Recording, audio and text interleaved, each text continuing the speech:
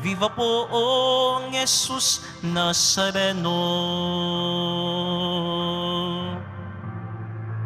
Tayo ngayon ay magtipon at sambahin ang poon. Magdiwang tayo sa ating debosyon, purihin ng Panginoon. Viva poong Jesus Nazareno, awit at papuri alay namin sa'yo. Dinggin ang dalangin at pagsamo ng bayan mo. Viva poong Jesus Nazareno.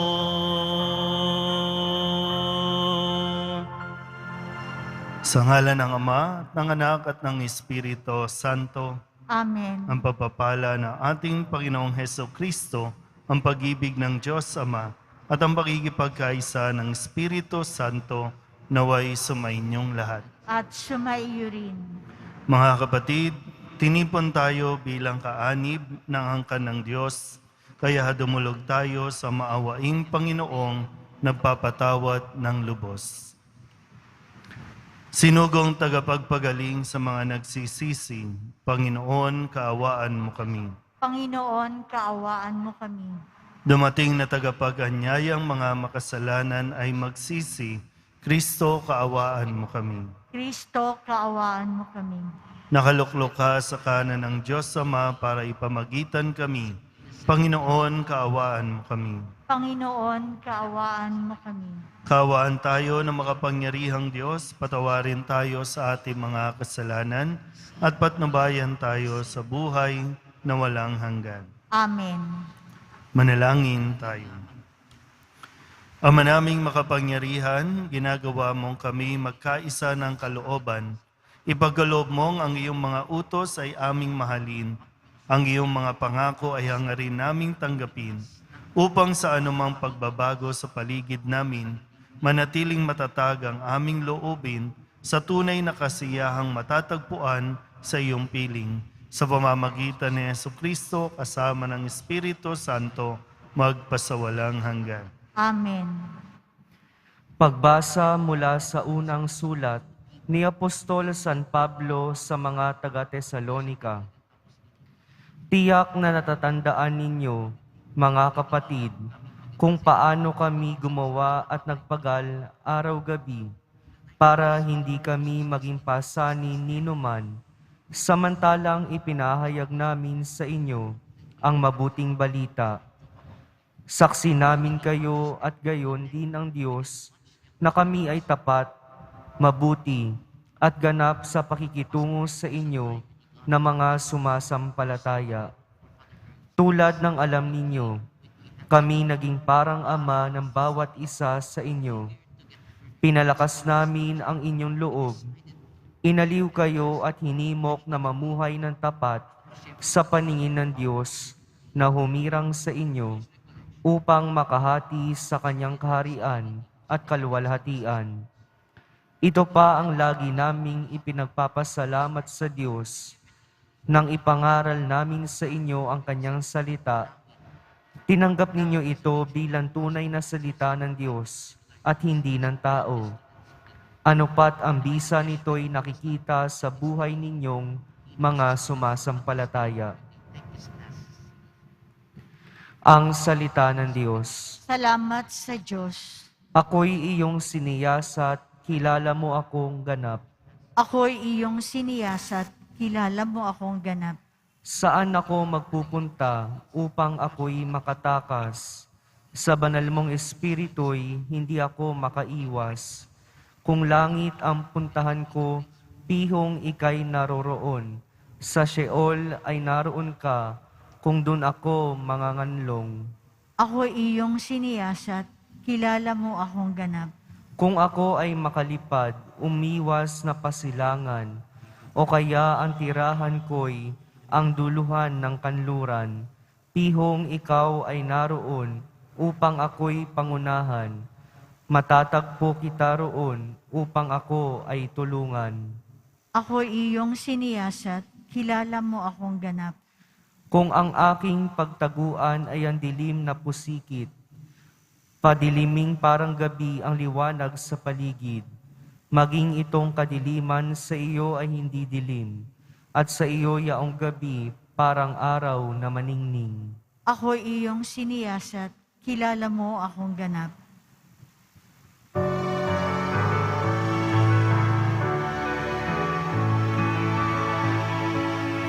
Alleluia, Alleluia,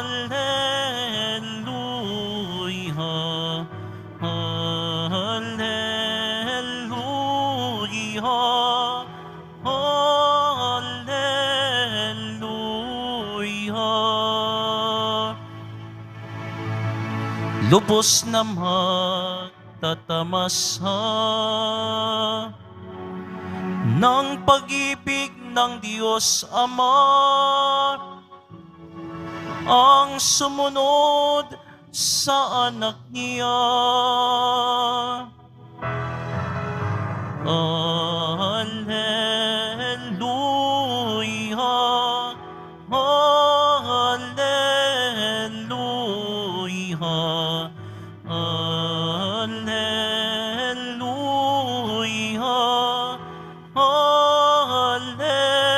Alleluia.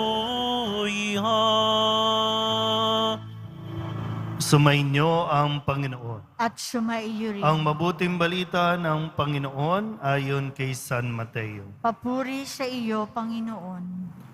Noong panahong iyon, sinabi ni Jesus, sa aba ninyo, mga iskriba at mga pariseyo, mga mapagpaimbabaw, ang katulad ninyo'y mga libingang pinaputi, magaganda sa labas, ngunit sa loob ay puno ng kabulukan at buto ng mga patay. Ganyan-ganyan kayo. Sa paningin ng tao'y mabubuti kayo, ngunit ang totoo, punong-puno kayo ng pagpapaimbabaw at kasamaan.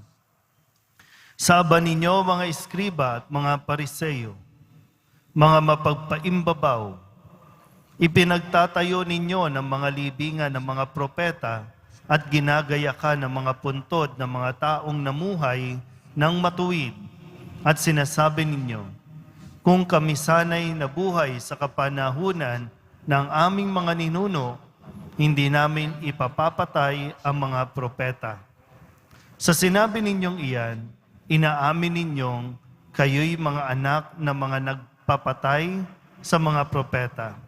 Sige, tapusin ninyo ang pinasimulan ng inyong mga ninuno. Ang mabuting balita ng Panginoon. Pinupuri ka namin, Panginoong Heso Kristo. Isang magandang araw sa inyong lahat.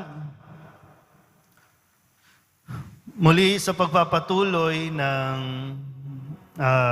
paglalabas ng saloobin ni Jesus laban sa mga eskriba at mga pariseyo na tinaguri ang mga mapagpaimbabaw o mga hypocrites, talagang ngayon po tahasan, no? Medyo talagang mabigat. No? Sabi nga, ikinukumpara niya ang mga eskriba at mga pariseyo, yung mga naturingang tagapagturo ng kautusan bilang mga libingan, no, nasa panlabas, puting-puti, pero sa loob, nabubulok o kaya mga buto ng mga patay ang laman.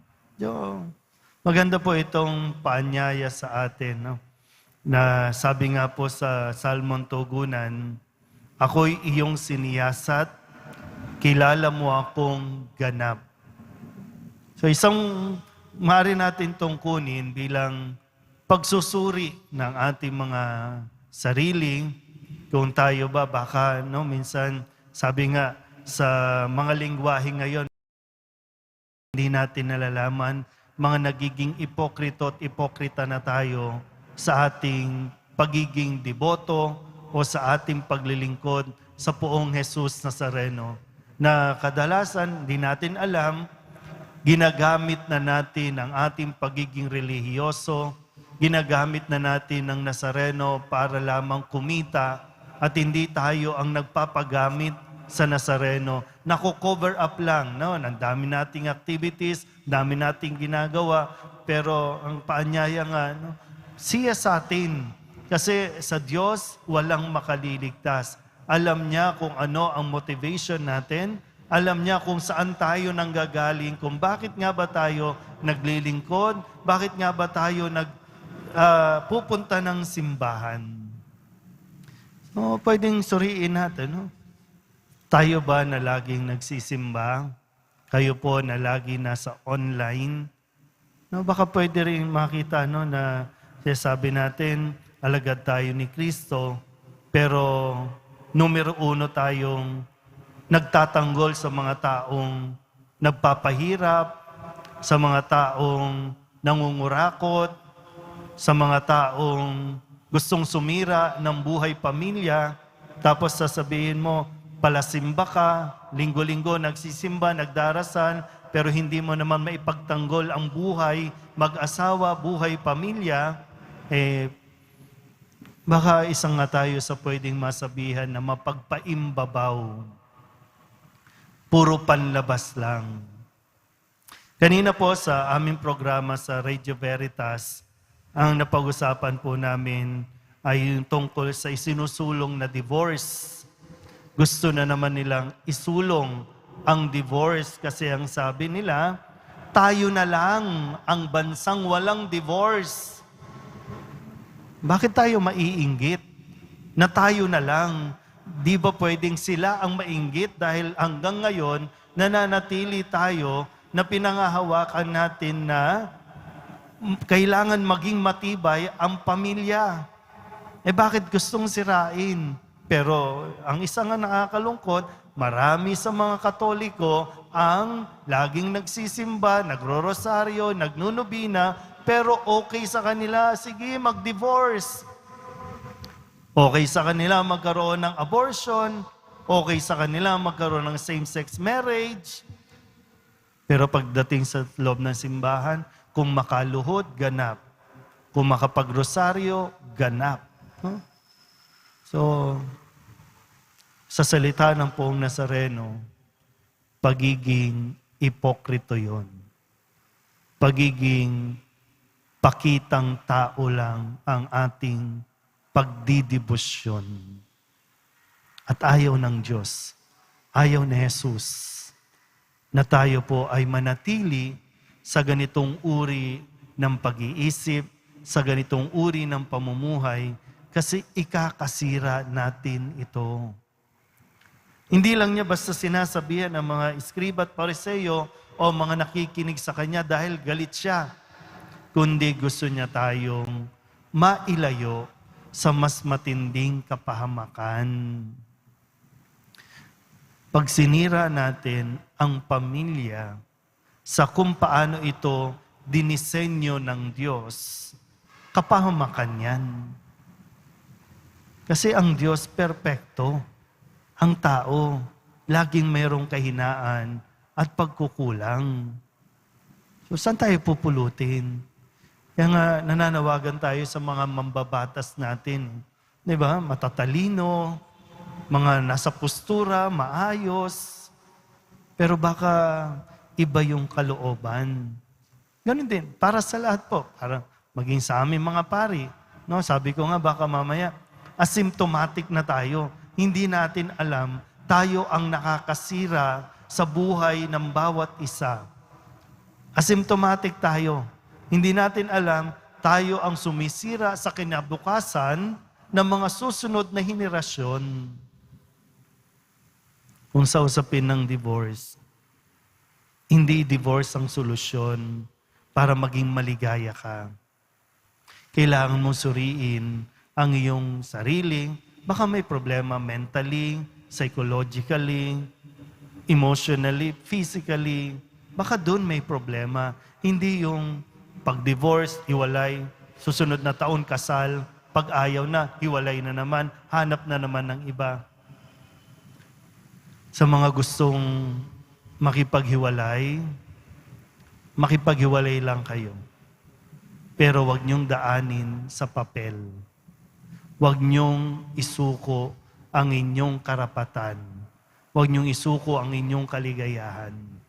Kung akala lang ninyo, pag nagkaroon ng divorce, magiging malaya kayo. Nagkakamali kayo dyan. Mas lalo ninyong pahihirapin at guguluhin ang inyong buhay. Lalo na sa mga kababaihan po, no? Sa mga kababaihan, kayo ang higit na magiging apektado kapag nagkaroon tayo ng divorce. Mapapabayaan lalo ang inyong kapakanan. Kaya wag niyong isusuko ang inyong karapatan bilang asawa. Amen.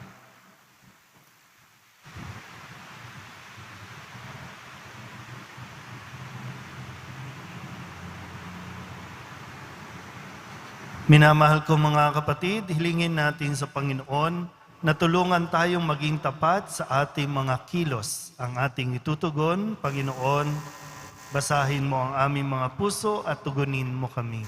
Panginoon, basahin mo ang aming mga puso at tugunin mo kami.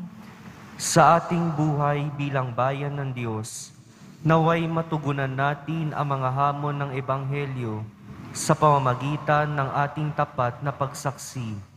Manalangin tayo. Panginoon, basahin mo ang aming mga puso at tugunin mo kami. Atin nawang maiwasang gumawa ng mga bagay dahil lamang sa ating pagnanasang tumulad sa karamihan o dahil sa ating pagkukunwari. Manalangin tayo. Panginoon, basahin mo ang aming mga puso at tugunin mo kami. Ang mga nawalan ng pag-asa dahil sa ating masamang pakikitungo at pag-uugali, naway manumbalik sa pagsamba sa Diyos sa pamamagitan ng ating pagbabagong buhay. Manalangin tayo. Panginoon, basahin mo ang aming mga puso at tugunin mo kami. Ang mga may sakit, naway makita ang mapagpagaling na kamay ng Diyos sa kanilang mga dinaranas na mga pagsubok at paghihirap. Manalangin tayo. Panginoon, basahin mo ang aming mga puso at tugunin mo kami. Ang mga yumao sa buhay na ito, naway tanggapin sa walang hanggang kaluwalhatian. Manalangin tayo. Panginoon, basahin mo ang aming mga puso at tugunin mo kami. Idulog din natin sa Panginoon ang ating mga personal na kahilingan at mga panalangin para sa ating mga pamilya. Ganon din ang lahat ng mga minsang pasasalamat, espesyal na intensyon at mga kaluluwa na hinihiling na ipagdasal sa misang ito.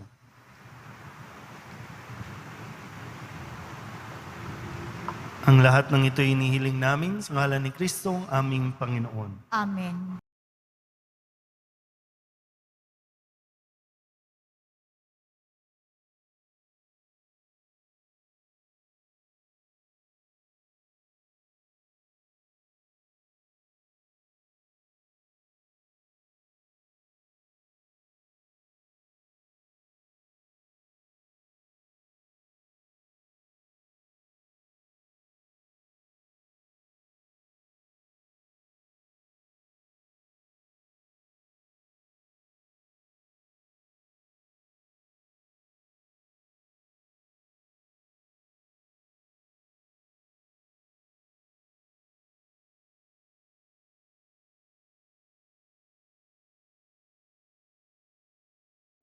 Manalangin kayo mga kapatid upang paghahain natin ay kalugdan ng Diyos sa mga makapangyarihan. Tanggapin nawa ng Panginoon itong paghahain sa iyong mga kamay, sa kapurihan niya at karangalan, sa ating kapakinabangan at sa buong sambayanan niyang banal. Ama naming lamika, pinagkamit mo kami ng iyong pagkupkop, pakundangan sa isang pampalagiang paghahandog, kaya't sa iyong sambayanan na iyong ipagkaloob, ang pagkakaisa at kapayapaang nagbubuklod, bunga ng aming mga alay na iyong ikinalulugod sa pamamagitan ni Jesucristo, kasama ng Espiritu Santo, magpasawalang hanggan. Amen. Sumainyo ang Panginoon. At sumaiyo rin. Itaas sa Diyos ang inyong puso at diwa. Itinaas na namin sa Panginoon. Pasalamatan natin ang Panginoong ating Diyos. Marapat na siya ay pasalamatan.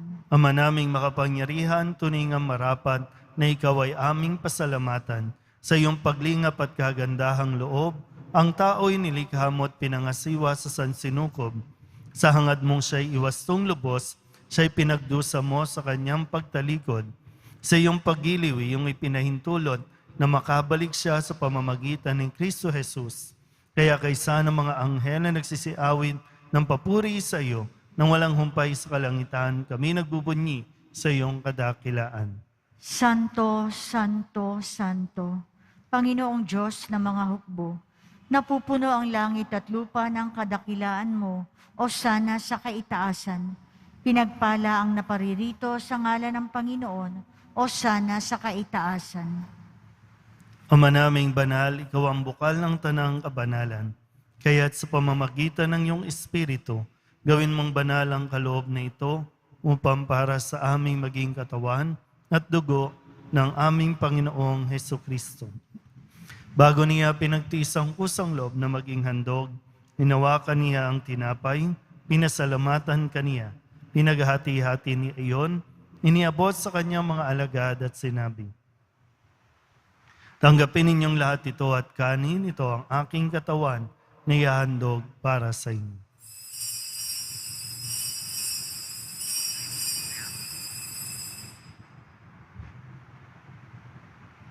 Gayun din naman ang matapos ang hapunan, hinawakan niya ang kalis, muli kaniyang pinasalamatan.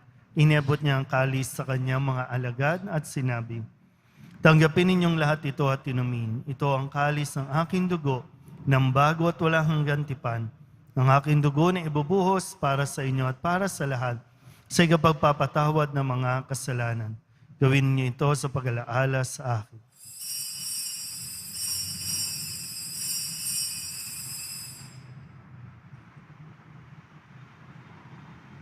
Ipagbunyi natin ang misteryo ng pananampalataya. Si Kristo'y namatay, si Kristo'y nabuhay, si Kristo'y babalik sa wakas ng panahon. Ama, ginagawa namin ngayon ang pag-alaala sa pagkamatay at muling pagkabuhay ng iyong anak, kaya tiniaalay namin sa iyo ang tinapay na nagbibigay buhay at ang kalis na nagkakaloob ng kaligtasan. Kami napapasalamat dahil kami iyong minarapat na tumayo sa harap mo para maglingkod sa iyo. Isinasamo namin kami magsasalo-salo sa katawan at dugo ni Kristo ay mabuklod sa pagkakaisa sa pamamagitan ng Espiritu Santo. Ama, lingapin mo ang iyong simbahang laganap sa buong daigdig. Puspusin mo kami sa pag-ibig kaysa ni Francisco na aming Papa at ni Jose na aming Obispo at ng Tanang Kaparian. Alalahanin mo rin ang mga kapatid naming nahimlay na may pag-asang sila'y muling mabubuhay, gayon din ang lahat ng mga pumanaw. Kawaan mo sila at patuloyin sa iyong kaliwanagan. Kawaan mo at pagindapating kaming lahat na makasalo sa iyong buhay na walang wakas. Kaysa ng mahal na Birheng Maria na ina ng Diyos, ng kabiyak ng puso niyang si San Jose. Kaysa ng mga apostol at ng lahat ng mga banal na namuhay dito sa daigdig ng kalugod-lugod sa iyo, may pagdiwang nawa namin ang pagpupuri sa ikararangal mo sa pamamagitan ng iyong anak na aming Panginoong Hesukristo. Sa pamamagitan ng Kristo, kasama niya at sa Kanya, ang lahat ng parangal at papuri ay sa iyo. Diyos amang makapangyarihan, kasama ng Espiritu Santo, magpasawalang hanggan.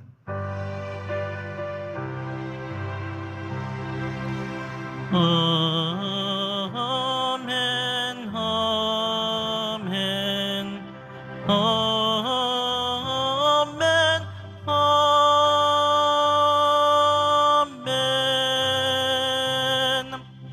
Buong kababaang loob tayong tumawag sa ating Panginoon ng Ama namin. Ama namin, Sumasalangit ka, sambahin ang ngalan mo, mapasa amin ang kaharian mo, sundin ang loob mo dito sa lupa para ng sa langit. Bigyan mo kami ngayon ng aming kakanin sa araw-araw, at patawarin mo kami sa aming mga sala, para ng pagpapatawad namin sa nagkakasala sa amin, At huwag mo kaming ipahintulot sa tukso at iadya mo kami sa lahat ng masama. Hinihiling namin kami iadya sa lahat ng masama, pagkalooban ng kapayapaan araw-araw, iligtas sa kasalanan at ilayo sa lahat ng kapahamakan, samantalang aming pinananabikan ang dakilang araw ng pagpapahayag ng tagapagligtas naming si Jesucristo. Sapagkat iyo ang kaharian at ang kapangyarihan at ang kapurihan magpakailanman. Amen. Panginoong Jesucristo, sinabi mo sa iyong mga apostol, kapayapaan ang iniiwan ko sa inyo, aking kapayapaan ang binibigay ko sa inyo. Tunghayan mo ang aming pananampalataya at huwag ang aming mga pagkakasala. Pagkalooban mo kami ng kapayapaan at pagkakaisa ayon sa iyong kalooban, kasama ng Espiritu Santo, magpasawalang hanggan. Amen. Ang kapayapaan ng Panginoon ay laging sumainyo. At sumaiyo rin. Magbigayan po tayo ng kapayapaan sa isa't isa. Kordero ng Diyos na nag-aalis ng mga kasalanan ng sanlibutan, maawa ka sa amin. Kordero ng Diyos na nag-aalis ng mga kasalanan ng sanlibutan, maawa ka sa amin. Kordero ng Diyos na nag-aalis ng mga kasalanan ng sanlibutan, pagkaloob mo sa amin ang kapayapaan.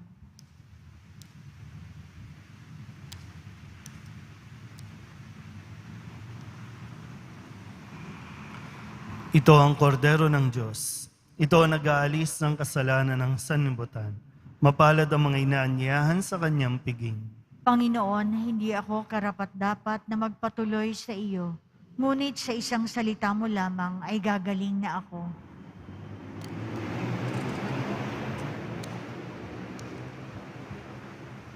Katawan ni Kristo, Amen.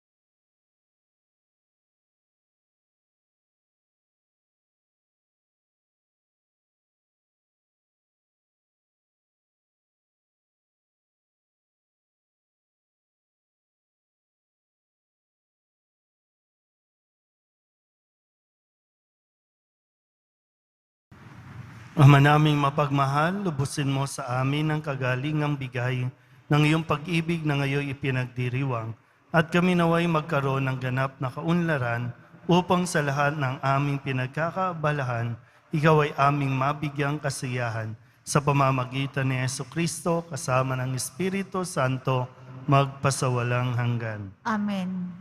Sumainyo ang Panginoon At sumaiyo rin. at pagpalain kayo ng makapangyarihang Diyos, Ama at Anak, at Espiritu Santo. Amen. Tapos sa banal na misa, humayo tayo sa kapayapaan ng Poong Jesus Nazareno. Salamat sa Diyos. Magandang araw po.